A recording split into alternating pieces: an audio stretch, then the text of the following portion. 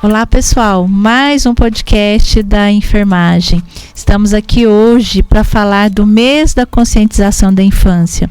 Sou a professora Berenice, diretora da Faculdade de Enfermagem. Estou aqui com outras duas professoras maravilhosas, professora Ana Cleides e professora Marília. Oi, tudo bom? Sou a professora Marília, professora do curso de enfermagem, responsável pela disciplina de saúde da criança e neonatologia. Trouxe um tema bem bacana hoje para a gente fazer um bate-papo. Olá pessoal, que bom estar aqui de volta, né? Falando aí, né, sobre um tema de suma importância, que é a primeira infância. E hoje nosso bate-papo vai ser bem bacana. Então, nós ficamos sabendo também por meio da professora Marília.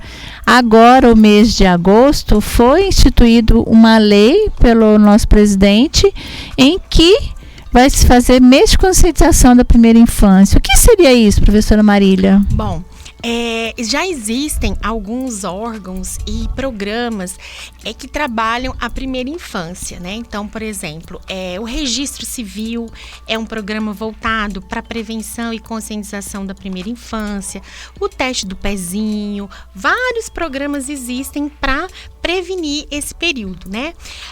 A lei vai fazer com que os municípios criem, né, outros programas e se articulem com o Ministério da Saúde para que possam vir verbas e essa conscientização ela tenha uma intensificação. Né? Porque a primeira infância ela vai de 0 a 6 anos e é um período de alta taxa de mortalidade.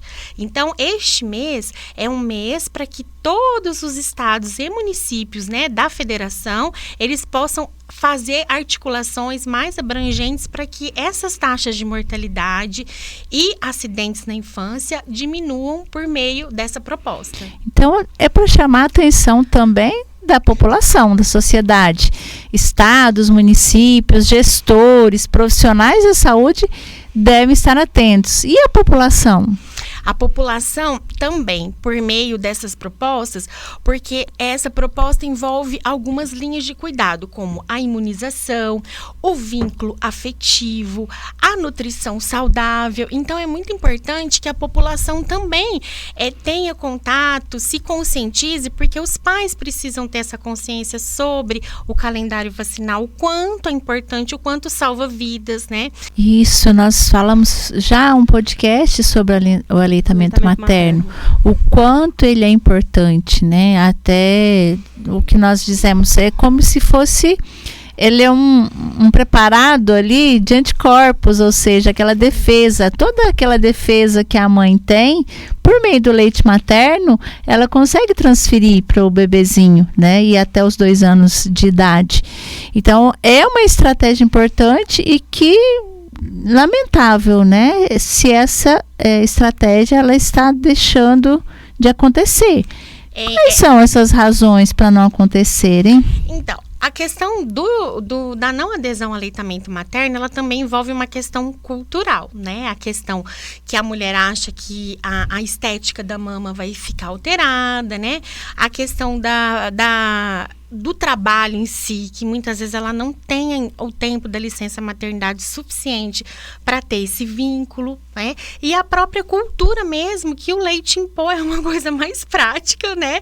E mais rápida. Infelizmente, ainda existe essa dificuldade. Eu penso que uma das estratégias que vem juntamente com essa lei para fortalecer os programas é que essa conscientização, ela tem início na atenção primária, quando essa gestante começa a fazer o pré-natal. É uma coisa que a gente tem tentado trabalhar já há algum tempo, é começar a plantar essa sementinha lá no pré-natal, para que quando ela chegar na maternidade, ela já tenha isso já incorporado, porque na verdade a gente não pode obrigar a mãe a amamentar, né? E a gente tem que entender que ela não quer, né? Apesar de ser uma coisa muito triste, e não há o que se fazer quando ela diga que não, mas o trabalho, né, de formiguinha, vamos colocar assim, eu acredito que ele teria uma eficiência maior. Então acho que as mães podem, aquelas mães que têm o seu pediatra dentro da rede privada, busquem essas orientações com o pediatra. Aquelas mães que são usuárias do Sistema Único de Saúde, o SUS, elas podem então procurar as unidades de atenção básicas, como nós falamos, as UBSs, os postinhos de saúde, né? Nestes locais estão lá enfermeiros, pediatras, né, e profissionais que vão fazer esse trabalho. Então, acho que essa estratégia é muito importante realmente acontecer, tendo esses dados tão alarmantes de desnutrição. E a desnutrição? O que nós podemos traçar, então, de estratégias? Tanto a família, a sociedade, nós profissionais, para nós eliminarmos esse problema. Então, eu já tinha comentado, né, agora recentemente, sobre o conhecimento das pessoas. Por exemplo, uma informação que poucos pais sabem é que o leite, ele impede a absorção do ferro. Então, não basta simplesmente você ter acesso a alimentos que contenham ferro. Então, a primeira coisa é ter acesso aos alimentos saudáveis, né? Isso é uma questão. E não basta simplesmente você fazer a ingestão dos alimentos que contenham ferro se você não fizer, em contrapartida, a ingestão de outros alimentos que ajudem a absorção de ferro, ou não fazer a ingestão de alimentos que impeçam a absorção do ferro. Então, o ácido ascórbico, que está presente nas frutas cítricas, como o suco de laranja, o suco de limão, ele tem que ser ingerido após a ingestão do ferro. Feijão, as folhas verdes, quanto mais folha, mais escura, verde escura for a folha, maior é a quantidade de ferro. Mas ele precisa de uma ação química, vamos supor, no organismo, para ser absorvido. E que muitos pais não sabem e fazem isso de uma maneira errada, não culpando os pais, é achar que o leite pode ser dado após a refeição. E o cálcio impede a absorção do ferro. Então, muitas vezes, essa criança, ela pode estar desnutrida por questões sociais, socioeconômicas, por falta de acesso aos alimentos, mas ela também pode estar desnutrida por questões de não informação dos pais sobre os alimentos adequados. Então, assim, forma correta de consumir, né? Tem pais que acham que a mamadeira transforma a criança no super-homem, né? Que a mamadeira tem tudo. E não é, gente. O cálcio, ele tem um componente muito importante para o fortalecimento e crescimento dos ossos na primeira infância, que é de 0 a 6 anos, para a troca dos dentinhos, só que ele não é tudo, e ele tem que ser oferecido, né, de uma maneira regulada. Então, tem pais que substituem a janta pelo mamar. Tem pais que substituem o almoço pelo mamar, né? Que a gente fala, né? Que os mais pais... prático, né? Mais prático. E a criança, às vezes, entra num processo de desnutrição devido, então, ao comportamento materno, à desinformação e nem sempre econômico. Então, é uma junção. Nós três somos mães, né? Já vivemos esse período da primeira infância. Não é tão fácil assim a gente introduzir esses alimentos, né, todos esses que você falou para a criança. Nós, enquanto adultos, a gente se conscientiza, procura fazer uso desses alimentos. Que dicas que a gente pode dar para as mães que estão com essas crianças aí de 0 a 6 meses, fazer essa introdução, facilitar, porque é uma tarefa bem persistente. Até porque a gente sabe que em determinada idade da criança, ela já tem a recusa, né? A questão do sabor, dos alimentos, né? Eu tenho lá em casa, por exemplo, que não come folhas. Ele não come. Então, assim, acaba que é difícil pra gente introduzir esses outros alimentos, né? O feijão, ele gosta de feijão, mas não é o suficiente também. Não é o suficiente. Na verdade, a partir do 6º mês, né, tem o Ministério da Saúde tem um manual dos 10 passos da alimentação ideal, de 0 a 2 anos. Então, a partir do 6º mês, a criança, então, ela já começa a ter contato com algumas papinhas doces que são feitas de frutas. Então, a banana, que pode pôr um caldinho da laranja. E, na verdade, o que a gente orienta as mães na consulta de puericultura? Que é aquela consulta que o enfermeiro pode realizar, né? Que são crianças de 0 a 5 anos. Que antigamente, muito antigamente, na nossa época, eu não sei se hoje as pessoas conhecem essa colherzinha. Ela é uma colher torta. Não sei se você chegou a conhecer, a Berenice já deve ter conhecido uma colherzinha torta. Não me lembro. Então, porque uma de plástico? Ela era de ferro, ela era tortinha. Hoje a gente não encontra mais.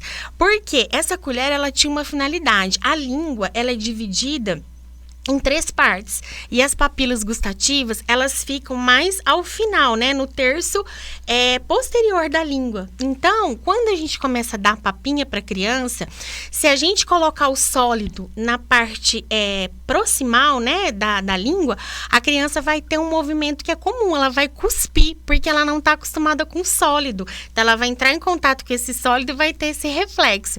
Então, a primeira coisa, a gente começa, então, a colocar a papinha do terço mais distante, né, do terço inferior, porque é lá que a criança vai desenvolver os tipos de paladar, azedo, doce, salgado, e muitas vezes os pais colocam e falam, menino não quer comer, vixe, tá cuspindo. Então, assim, como eu digo, é tudo uma questão de informação.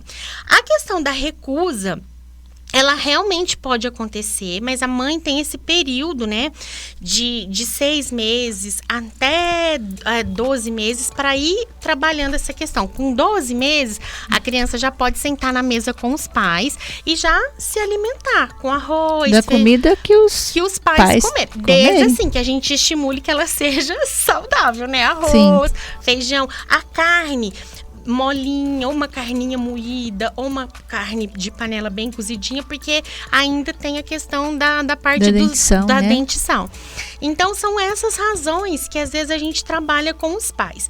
Importante, é uma dica que uma vez eu ouvi de um pediatra, né, que era um professor, que ele disse assim, olha, criança, se você não der bala, bolacha, chocolate e refrigerante, ela vai ter no subconsciente dela a informação do que é doce, salgado e azedo daquilo que você oferece. A partir do momento que a gente oferece,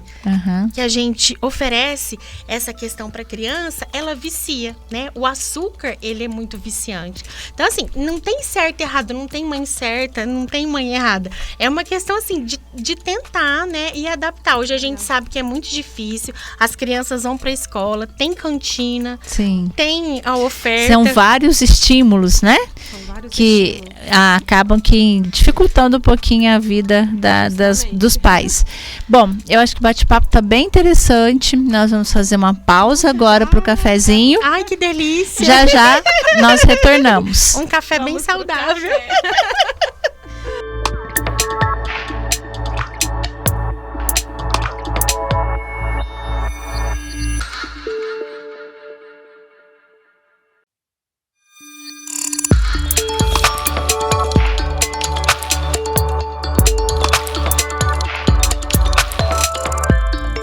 Olá, pessoal, estamos de volta com o nosso podcast, o mês de conscientização da primeira infância, e a gente estava falando antes da pausa do cafezinho de alimentos que não deveriam ser dados às crianças a fim de estimulá-la a comer os alimentos saudáveis. Quais eram mesmo, professora Marília? Olha, os alimentos ricos em açúcar, né? Então, Coca-Cola, os doces de maneira geral, brigadeiro, chocolate, bolacha recheada, os salgadinhos, né? Que tem bastante corante, que no caso, muitas vezes, não só do açúcar, mas a questão do corante. Então, esses alimentos, eles impedem que a criança tenha interesse em fazer a ingestão de uma fruta que é mais saudável, que também tem o açúcar, da frutose, porque ele já causa uma certa saciedade, ele já manda uma mensagem pro cérebro, né, que tá tudo bem. Na verdade, ele não alimenta, ele acaba tendo o excesso de peso e fazendo com que as crianças, elas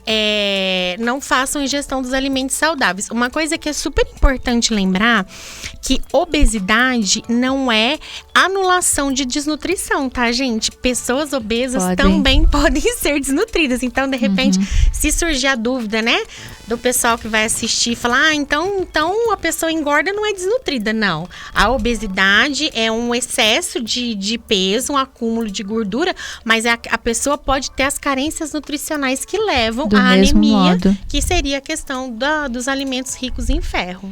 Então, quando é que os pais, as mães vão introduzir esse tipo de alimento? O ideal não é introduzir nunca.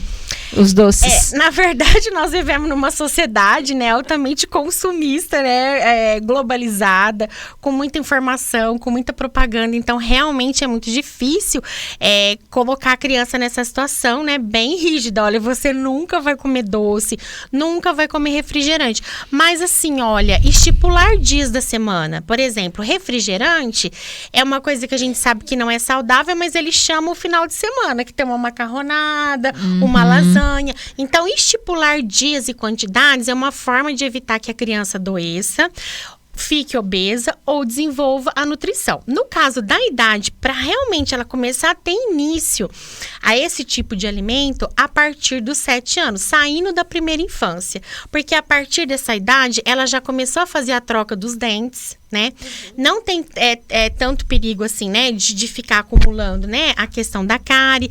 Ela já tem autonomia para fazer a higienização, a escovação e já pôr uma disciplina. Olha, só de final de semana ou em datas especiais, não ter bolo, brigadeiro, mandar de lanche, né? Salgadinho. Isso, eu ia perguntar.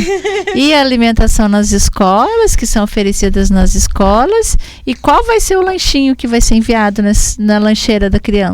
Muitas escolas, as escolas públicas, elas oferecem a merenda escolar, né? Que isso é um programa de combate à fome que foi lançado em 1950, né? Então, desde 1950, o governo oferece a merenda escolar, que ela é tida como uma alimentação balanceada. Então, na alimentação é só arroz, feijão, carne, sempre tem a fruta. As escolas da rede privada, elas lançaram agora o que a gente chama de lanche coletivo.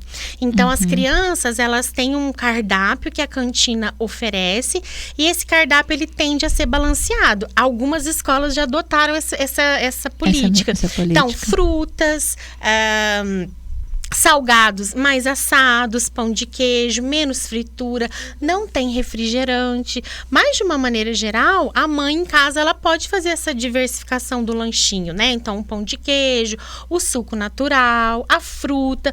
Porque as pessoas tendem a achar que a fruta é uma coisa que não mata fome. Ela tem a frutose, ela tem açúcar. Então, ela é altamente saudável. Se você pegar um mamão, se você pegar uma manga, você tá alimentado, né? E vai dar a sensação de saciedade. Se a gente come, por exemplo, só um carboidrato, uma massa, um pão pela manhã, dali 2 horas a gente já está com muita fome. Então, quando eu associo uma fruta, eu coloco uma proteína, de repente um ovo ali, é bem diferente. Então, assim, realmente a fruta vai nos alimentar e a criança também. E muitos pais acham, assim, a gente tem esse medo da criança ficar com fome, né? Então, muitas vezes a gente quer super alimentar os filhos. Isso é uma coisa que toda mãe tem. A mãe quer, não come, né? E muitas vezes a gente está agindo errado. Eu, excepcionalmente, tenho uma experiência de quando eu era criança, eu estudei numa escola de freira que o cardápio era pão com ovo e suco de tomate. Eu queria morrer. Mas era super saudável, porque ninguém levava coisa diferente, ninguém cobiçava o lanche do coleguinha e todo mundo era saudável. É uma dica, logicamente. E assim, também a questão que dificulta muito para os pais é a questão deles trabalharem fora e às vezes não ter tempo de arrumar a lancheira. Né? E aí acaba que, não, compra na escola. E muitas das vezes as escolas, elas não oferecem frutas, por exemplo. Oferece o quê? Suco de caixinha. Sim. Um salgado frito, um refrigerante que tá lá quando a criança vê, ela já quer. Eu quero isso e isso pro lanche. Então, acaba que isso dificulta até a questão de você querer manter, né? Isso. E o ideal seria, né, se todos os pais tivessem o tempo de arrumar a lancheira, porque daí colocariam realmente só coisas saudáveis. Em 2017, nós fizemos um trabalho na escola, dentro do PSE, que nós levantamos as carências nutricionais das crianças relacionadas a isso que você está falando. As crianças, elas iam sem o desjejum, que é a refeição mais importante e a primeira refeição da criança. Por quê? Porque os pais não tinham o hábito de sentar à mesa para fazer o desjejum como uma refeição mais importante. E as crianças iam para a escola sem o desjejum por falta de tempo, horário para entrar no trabalho. E aí na porta da escola tinha um pipoqueiro. Então o almoço da escola era servido 9 horas, né? A partir das 9 horas, então eles comiam pirulito, chupavam pirulito, comiam pipoca antes da refeição da escola, que era uma escola municipal. E que muitos já estavam tendo alteração da glicemia, nós identificamos isso também. Então, é uma questão do que você falou, do comportamento dos pais. Isso, então a glicemia seria eles já estavam pré-diabéticos? Sim. Pré-diabéticos. Então, será que com essa lei, é a lei 14.617, de 10 de julho de 2023, então ela é bem recente hoje. Nós estamos aqui dia 18, então a lei ela é bem recente. Será que ela vai adentrar dentro das escolas? Porque então é a família, a escola e o serviço de saúde. Esses 3 ambientes precisam estar conectados, né? E na busca da alimentação saudável e assim da prevenção de outras doenças também, que não só desnutrição. Como será que como será o desfecho disso daí?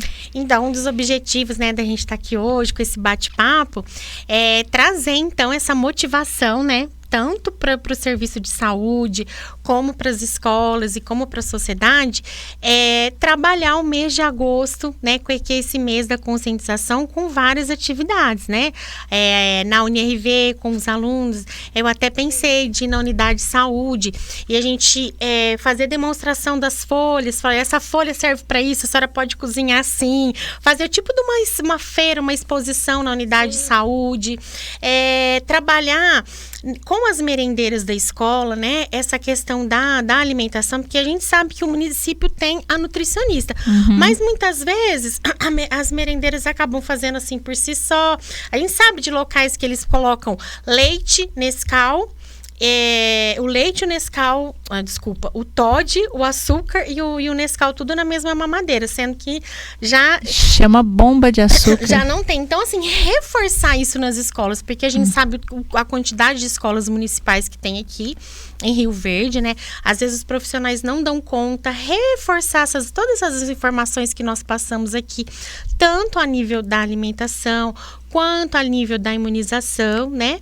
E também do vínculo afetivo. Então, por isso que a gente está aqui hoje, para dar esse start, né? Para mês de agosto, nós começarmos com várias ações para ir mobilizando a sociedade, né? Provocar todo mundo aí, tirar da nossa zona de conforto, né? E arregaçar as mangas, então. Isso aí. Eu estava lendo um artigo, professora Marília, que fala sobre as mães que recebem orientações em visitas domiciliares sobre como brincar e se comunicar com seus bebês, fortalece o desenvolvimento dos filhos. A gente sabe que, justamente, eu sempre pontuo na questão da falta de tempo das mães, né? E eu acredito que essa visita domiciliar, quando ela acontece, ela é de suma importância para estar fortalecendo esse vínculo entre mãe e filhos. Porque muitas das vezes tem a questão da babá, às vezes deixa com um parente. Na creche. Assim, na creche. E que quando essas mães elas estiverem com essas crianças, ser um momento ali de qualidade. Porque às vezes não é o tempo que eu fico, é a qualidade do tempo. Porque às vezes eu estou com a criança, mas eu estou o quê? No celular. Então, isso acaba dificultando esse vínculo, esse fortalecimento. E aqui fala também que essa comunicação, além dela fortalecer esse vínculo, ela também colabora para o desenvolvimento dessa criança, né? Exatamente, professora.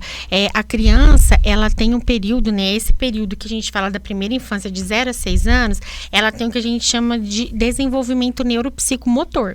Então, a criança precisa de estímulos, né? De estímulos visuais, coloridos, para auxiliar, né? No desenvolvimento da visão.